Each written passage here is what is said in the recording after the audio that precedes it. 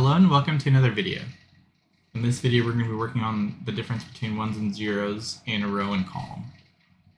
And in the problem, essentially you're given an n by n binary matrix grid and you want to return another grid where for every single cell you are returning the sum of the number of ones for the row and the column that it's in minus the sum of the number of zeros for the row and the column that it's in. So let's kind of walk through these examples and explain that a little bit more. So for example, for this row, there are 2 1s and 1 0. So 2 1s and 1 0, so you do 2 minus 1. And for this column, there are 2 zeros and 1 1. So you would add 1 1 and subtract 2 zeros. And so altogether, you would get 0 there. And you pretty much do this for every single cell, so we can do it for one more cell. So like for this cell, for this column, we have 2 zeros and 1 1, so we'd get -1. And then for this row, we have 2 1s and 1 0, so we get +1, and we get 0 and so on. So you basically have to do this for every single cell in the grid and return it.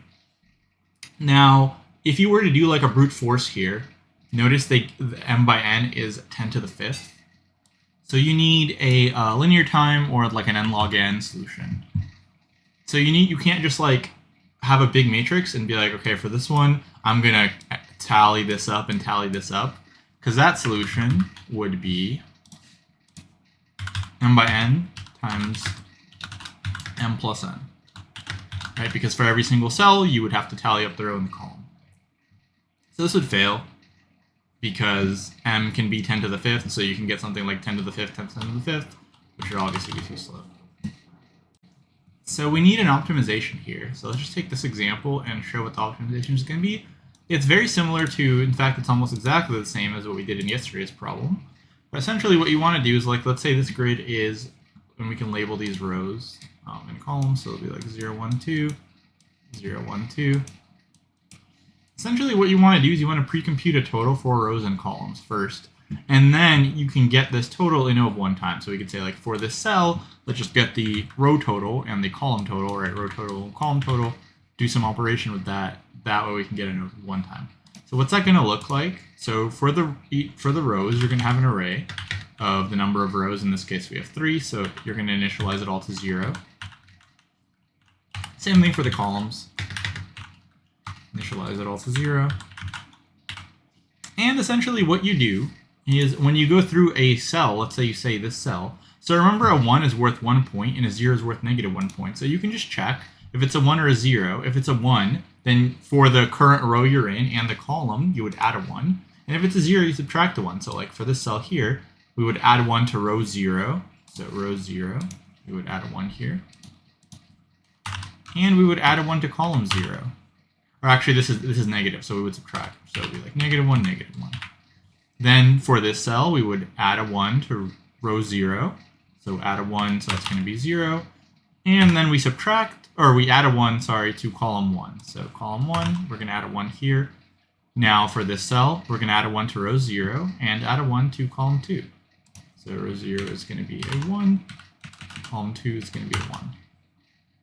Then let's just keep going and fill out this whole grid. So for row 1, we would add a 1 here, and then we'd add a 1 to column 0. So this would be 0 now.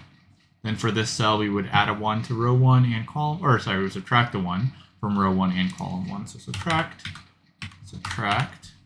Then here we add a 1 to row 1 and add a 1 to column 2. So row 1, row 1, column 2. That's correct, right? I think. Yeah, okay. Then last ones. So row 2, we're going to subtract. So row 2, we're going to subtract 1, and column 0, we're going to subtract 1. So -1. Then row 2, we're going to subtract 1 again. And column 1, we'll subtract 1, so -1. And finally here, for row 2, we'll add 1, and for column 2, we'll add 1. So -1 and 3. Now that we have this, we can easily get this matrix of totals. So if we actually just redraw this thing, and let's say we draw a 3 by 3, might have that in here, maybe. Yep. There we go. So we have a 3 by 3. Let's get rid of this. And then we can just use what we have to fill this out. So it's like very easy, right? We can put it up here. Okay, and let's move this over here. There you go. So for cell 1, we're just going to check like what's the total for its row and what's the total for its column. So the total for its row is 1, total for its column is -1. So we add those together and get 0. Then for this one, for row 0 and column 1, we have 1 and -1, so we have 0. Then for row 0, column 2, we have 3 plus 1, so we get 4. Then for row 1, column 0, we have these two. So this is 0. For 1 and 1, it's these two, 0. And then for row 1, column 2, it's these two over here, so 4. Then for row 2, column 0, we have -1, -1. Then we have -1, -1, and -1, 3. So, and as you can see, that's basically what we need. So very easy. You just pre-compute these, and then for each row, you just simply, or for each element, you just simply figure out what it is in the row and what it is in the column. That's all you need. So remember, for a 1, when you do these, for a 1, you add 1, and for a 0, you subtract 1. So it's essentially just going to be like a 2-pass solution where we get this. And now, for any cell, we can get its total in O of 1 time. So now we get a m by n time and an m plus n space solution, right? Because we have to store this. So, but now it's going to be able to pass because I think m by n is like 10 to the 5th. So an m by n, this will be fine. Where before it was m by n times m plus n, which could be like 10 to the 5th and 10 to the 5th, which would be too slow. So now this works. So now we can code it up. So we're going to have rows and columns.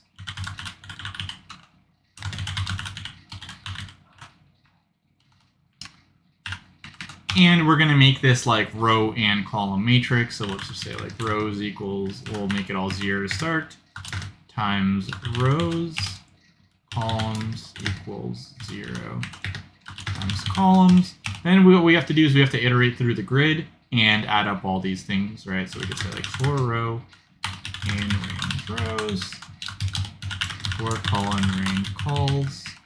We can add this, so it'll be like row.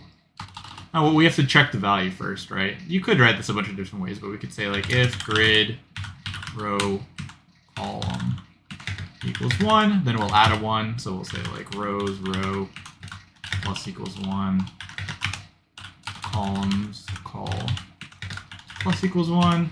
Otherwise, we just do the same thing except we subtract. So copy that, subtract. And now that we have that filled out, now what we're going to do here is we're just going to loop through this one more time.